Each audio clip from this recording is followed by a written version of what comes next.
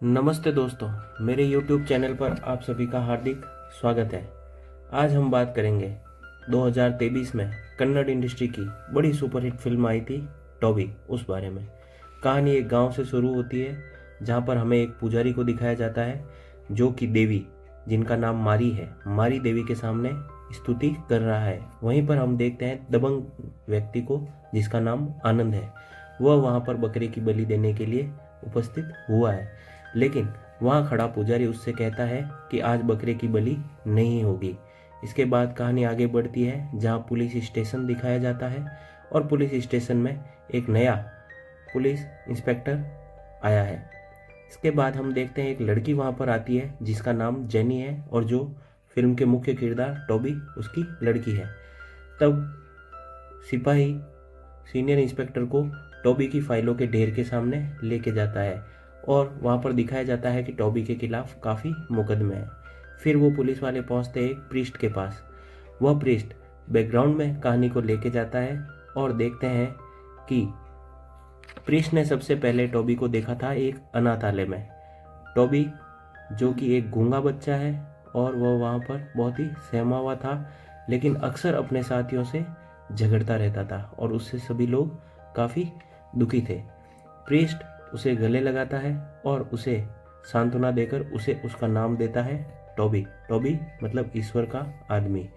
इसके बाद कहानी में हम देखते हैं कि टॉबी अनाथालय के सभी बच्चों से झगड़ा करता है और पुलिस उसे पकड़कर ले जाती है सलाखों के पीछे।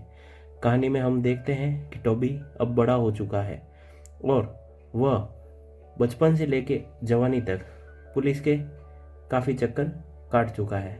और यहाँ पर एंट्री होती है वापस उसी प्रीस्ट की। कहानी में वर्तमान में सीन दिखाया जाता है जहाँ पर प्रीस्ट से कुछ गुंडे चर्च की ज़मीन हथियाना चाहते हैं और उसे डरा धमकाकर ज़मीन के कागजात पर हस्ताक्षर करवाना चाहते हैं, लेकिन प्रीस्ट ऐसा करने से मना करता है।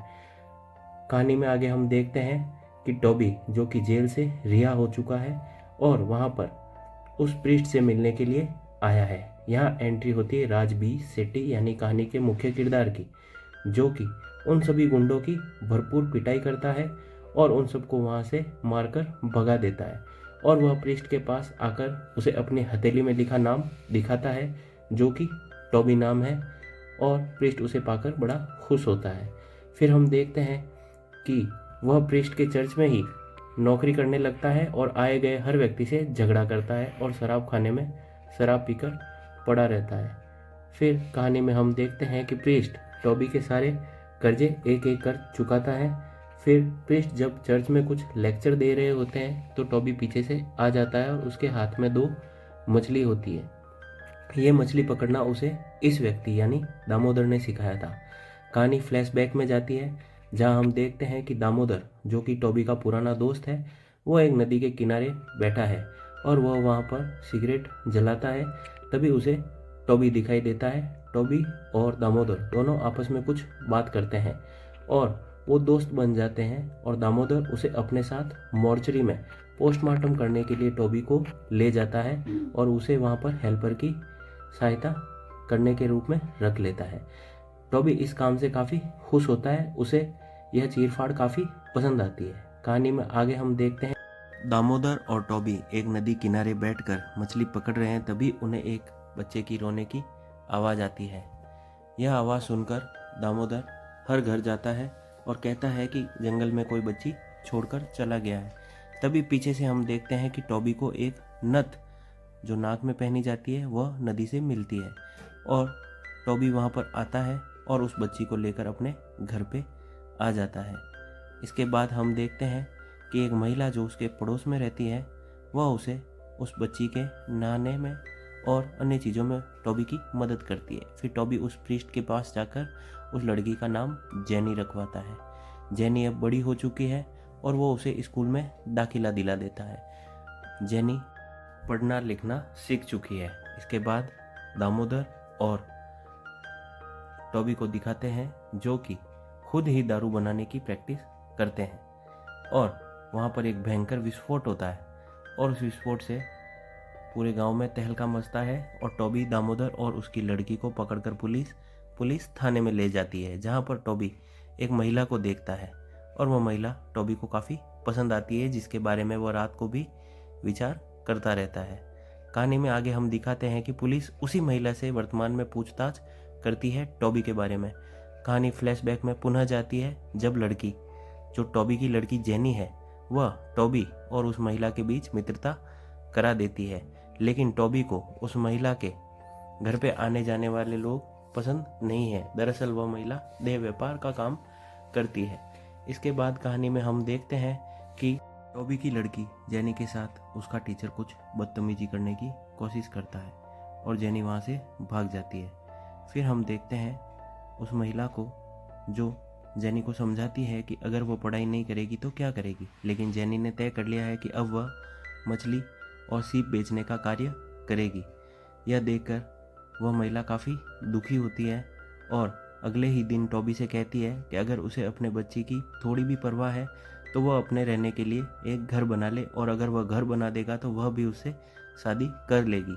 घर बनाने के लोन के लिए जब वह ब्रांच मैनेजर से मिलता है, जो कि बैंक का मैनेजर है, तो वो उसे मना कर देता है। फिर कहानी में हम देखते हैं एक मिसिंग के पर्चे को। कहानी आगे बढ़ती है जहाँ पर हमें दिखाया जाता है उसी दबंग आनंद को, जिस समय पहले संतोष नाम के व्यक्ति का वहाँ पर दबंगई चलती थी और वह किसी भी व्यक्ति को उस गांव में धंधा नहीं करने देता था। फिर आनंद अपने साथियों के साथ मिलकर टॉबी से सहयोग मांगता है और उस व्यक्ति को मारने की साजिश रचता है। यहाँ पर दामोदर टॉबी के बारे में और भी कई बातें बताता है। कहानी पुनः फ्लैशबैक में जाती है जहाँ हम देखते हैं संतोष नाम के दबंग व्यक्ति को, जो कि वहाँ आता है और हर व्यक्ति को डराता धमकाता है। लेकिन टॉबी ने अब उसे मारने का ठेका ले लिया है, क्योंकि उसे उस बदले में मकान चाहिए। टॉबी के मकान का मुहूर्त होता है और साथ ही टॉबी की शादी भी उस महिला से हो जाती है और इसके साथ ही टॉबी को पुलिस पकड़कर थाने में ले जाती है, क्योंकि उसने वहाँ पर संतोष का मर्डर कर दिया है। कहानी आगे बढ़ती है जहाँ पर उन पुलिस वालों को पुनः दिखाया जाता है जो टॉबी के बारे में कुछ बातचीत करते हुए एक महिला के घर पर पहुँचते हैं। यह महिला दरअसल टॉबी की पुरानी पड़ोसन है। वे वहाँ जाकर टॉबी के बारे में जांच पड़ताल करते हैं। कहानी पुनः फ्लैशबैक में जाती है जहाँ एक इनकम टैक्स ऑफिसर को दिखाया जाता है, जो कि आनंद नाम के दबंग से उसके धंधे को बंद करने के बारे में कहता है। कहानी जेल पे जाती है जहाँ पर टॉबी अब जेल से निकलकर बाहर आ चुका है और उसके बाद दामोदर और अपनी बेटी के साथ अपने घर पे जाता है। जब वह अपने घर पे जाकर पहुंचता है तो वहाँ देखता है कि उसकी पत्नी तो उसे पहले ही छोड़कर जा चुकी है और उसका घर भी खंडर हो चुका है। फिर वह अपनी बेटी के साथ एक जगह पर जाकर मछलियाँ बेचने लगता है। यहाँ पर आनंद उसे देखता है और आनंद उसे देखकर उसके पास आता है और उसे कहता है कि तुम्हें यह सब काम नहीं करना चाहिए, क्योंकि मेरे पास तुम्हारे लिए बहुत सारा काम है। जब इस बात से टॉबी मना करता है तो वह उसके घर को खाली कराने का नोटिस भेजता है, क्योंकि उसका घर अवैध ज़मीन पर बना हुआ है। तब टॉबी की लड़की टॉबी से कहती है कि वह जाकर आनंद से एक बार बात कर ले। आनंद से जब जाकर टॉबी मिलता है तो एक फ़ोन कॉल से टॉबी का काम हो जाता है, लेकिन बदले में उसे एक क्रशर मशीन दिखाई जाती है जिसमें कि मर्डर करके लाशों को चकनाचूर किया जाएगा और टॉबी ही उस मशीन का मुहूर्त करता है। फिर हम उसी इनकम टैक्स ऑफिसर को देखते हैं जो कि वहाँ से निकलता है और टॉबी उसकी राह में बैठा होता है। फिर टॉबी उसे मार देता है और उसकी लाश को चकनाचूर कर कचरे के ढेर में खाली कर देता है। कहानी आगे बढ़ती है जहाँ की हम देखते हैं आनंद चुनाव में खड़ा हो रहा है और उसके प्रतिपक्षी को भी टॉबी टैक्सी में सवार होकर मार देता है और उसी कचरे के ढेर में मिला देता है। इसके बाद हम देखते हैं टॉबी की लड़की जो कि एक व्यक्ति के साथ बैठी है, वह दरअसल उसका प्रेमी है। फिर कहानी में हम देखते हैं कि टॉबी की लड़की सो रही है और अगले दिन वह आनंद के घर पर पहुंच जाती है, क्योंकि आनंद द्वारा करवाए जा रहे काम से वह बिल्कुल भी खुश नहीं है और वह अपने पिता के बारे में चिंता करती है। वह आनंद को काफ़ी भला बुरा कहती है और उसे कहती है कि तुम ये अपने पैसे लो, और उसके मुंह पर कुछ सिक्के उछाल के वहाँ से चली जाती है। वो दबंग नेता सारे सिक्के एक एक कर चुनता है, लेकिन वह अगले ही दिन टॉबी को गिरफ्तार करवा देता है। तब जेनी वहाँ पर आकर उससे मिलना चाहती है और उसे अपने पिता को रिहाई के बदले आनंद से मिलना है। फिर हम कहानी में आगे देखते हैं कि जेनी घर पर सो रही है और वह दबंग आनंद जेनी के घर पर पहुंचता है और वह वहां पर गेट पर खड़ा होकर गेट को बजाता है। अंदर गेट खुलता है तो जेनी वहां पर हमें दिखाई देती है। फिर हम देखते हैं कि वह एक गुल्लक में उन सिक्कों को डालता है और उसके बदले जेनी के साथ गलत काम करता है। फिर हम देखते हैं जेनी को जो अपनी प्रेमी के साथ बैठी है और टॉबी अब जेल से रिहा होकर आ चुका है, लेकिन 2 ही दिन में उसको पुनः पकड़कर पुलिस ले जाती है। दरअसल यह सारा खेल आनंद का है, जो कि उसे बार बार गलत झूठे मुकदमों में फंसाता है और उसे जेल की हवा खिलाता है। फिर हम आगे देखते हैं कि जब टॉबी घर पे आता है तो वह देखता है कि जेनी माँ बनने वाली है। इस बात से वह काफ़ी दुखी होता है और हम देखते हैं आनंद को। आनंद वहाँ पर एक सभा के साथ बिठा दिखाया जाता है, जहाँ पर टॉबी को गुस्सा आता है क्योंकि वहाँ पर टॉबी के सामने यह तथ्य लाया जाता है कि उस बच्चे का माँ वो व्यक्ति है जो कि जेनी का प्रेमी है। इसके बाद टॉबी इस बात से काफ़ी दुखी होता है और वह वहाँ से अपने सारे कपड़े लेकर अस्पताल की मॉर्चरी में चला जाता है, जहाँ से उसने अपनी लाइफ शुरू की थी। फिर हम देखते हैं टॉबी और उसके दामाद को। अब टॉबी की बेटी ने अपने प्रेमी से विवाह कर लिया है और उसे एक बेटी भी हो चुकी है और उस बेटी का अच्छे से ख्याल रखा जा रहा है, लेकिन टॉबी की ज़िंदगी बुरी तरह से नाकाम हो चुकी है और वह बुरी तरह से परेशान हो चुका है। फिर हम देखते हैं एक अन्य इनकम टैक्स ऑफिसर को, जो कि वहाँ पर आया है और वह अपना कमीशन आनंद से सेट करना चाहता है। दरअसल उसे टॉबी के दामाद से ही माल के आने और जाने की सूचना मिलती रहती है। तब आनंद टॉबी के पास जाता है और कहता है कि तुम उसे मार दो, और इसके बाद हम देखते हैं कि टॉबी के दामाद को बहुत जल्दी ही उस दिन आधी छुट्टी दे दी जाती है और आनंद जाकर टॉबी को भड़का देता है कि वह अपने ही दामाद की हत्या कर दे, क्योंकि उसने जो किया वो गलत किया है। टॉबी अपने दामाद को मारने के लिए घर पर पहुंचता है और जैसे ही वह वहां पहुंचता है तो जेनी वहां पर आ जाती है और वह उसे ऐसा करने से रोक देती है और अपने पिता से काफ़ी झगड़ा करती है। और झगड़ा करते हुए वह पुरानी हकीकत उगल देती है और कहती है कि उसकी बच्ची का असली पिता वह रेपिस्ट यानी कि आनंद है। यह सुनकर टॉबी काफ़ी दुखी होता है और उसकी आत्मा और रूह कांप जाती है। इसके बाद हम आगे देखते हैं जेनी को, जो अपने बाप को काफ़ी भला बुरा कहती है, लेकिन टॉबी वहाँ पर हथियार उठाकर जैसे ही मारने के लिए निकलने वाला होता है तो जेनी उसे मना कर देती है। फिर जेनी सो जाती है और जब अगले दिन वह उठती है तो देखती है कि ना तो उसका पति उस घर में है और ना ही टॉबी। तो वह उनको ढूंढने के लिए बाहर निकलती है और वह उस नथ को पहनकर मारी देवी का रूप ले लेती है।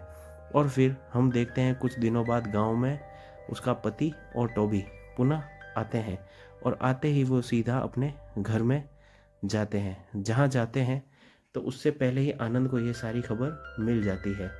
फिर हम देखते हैं कि टॉबी के सिर पर एक खूंखार वार होता है और आनंद के गुंडे टॉबी और उसके दामाद को वहाँ पर मारने के लिए आ चुके हैं और वो लोग एक ही वार में टॉबी के दामाद की हत्या कर देते हैं।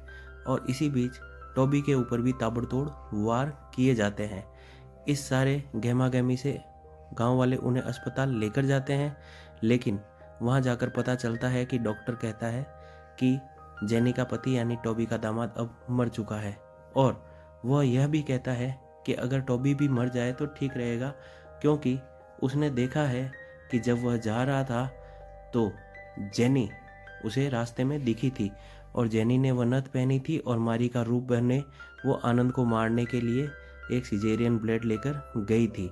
और जब वह उसके पीछे गया तो उसने देखा कि आनंद के हाथ पर एक छोटा सा घाव है और वो लोग जेनी को पहले ही मार चुके हैं और आनंद ने बड़ी ही बेरहमी के साथ टॉबी के दामाद सहित अब टॉबी की बेटी को भी मार दिया था। जेनी यहाँ पर ख़त्म हो चुकी थी और जेनी की बॉडी को भी उन्होंने चकनाचूर करके एक बोरे में डाल दिया। लेकिन यह सारी बातें टॉबी सुन लेता है क्योंकि अब उसे होश आ चुका है और वह वहाँ से निकलकर तुरंत कचरे के ढेर पर जाता है, जहाँ पर पहले भी उसने कई लाशों को डाला था। फिर टॉबी वहाँ जाकर काफ़ी दुखी होता है और कचरे के ढेर में उसे दिखती है वही नथ जो कि मारी देवी की होती है और उसे पड़ी मिलती है। फिर वह नथ लेकर एक गांव के सुनार के पास जाता है और उसे जाकर रिक्वेस्ट करता है कि उसे अब मारी देवी का रूप में आना है और वह नथ उसे पहना दी जाए। तो वह सुनार पूजा अर्चना के बाद टॉबी को वह नथ पहना देता है। फिर कहानी वहीं पे आ जाती है जहाँ से शुरू हुई थी, यानी कहानी की शुरुआत में जो सीन दिखाया जाता है, हम देखते हैं कि देवी की सवारी आ रही है और बड़े गाजे बाजे के साथ वहाँ पर देवी के रूप में आता है मारी, जो कि बिल्कुल देवी के भेष में है और साड़ी पहने हुए। गांव के सारे लोग उसे देखकर चौंक जाते हैं, लेकिन अब देवी वहाँ पर पहुँच चुकी है और वह काल बनकर आई है आनंद का।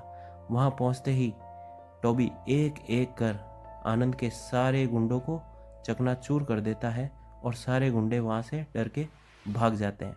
फिर पुलिस वाले को दिखाया जाता है जो कि अपने हथियार मंगा लेता है। टॉबी को दिखाया जाता है जो कि काफ़ी गुस्से में है और अब वह आनंद को नहीं छोड़ने वाला है। कहानी आगे बढ़ती है जहाँ पर एक ही बार में टॉबी आनंद के सिर को धड़ से अलग कर देता है, लेकिन साथ ही इंस्पेक्टर टॉबी पर गोली चला देता है और गोली चलते ही वो सारे सिक्के जो टॉबी अपने साथ लेकर आया था, वो सारे सिक्के उछलकर ज़मीन पर गिर जाते हैं। अब टॉबी मर चुका है, आनंद मर चुका है, उसकी बेटी दामाद सभी लोग मर चुके हैं। चर्च का पादरी जो कि टॉबी की दोहिती को लेकर वहाँ से निकलता है। टॉबी की लाश धरती पर पड़ी है और कहानी यहीं पर ख़त्म होती है। धन्यवाद दोस्तों, अगर ये कहानी आपको पसंद आई तो।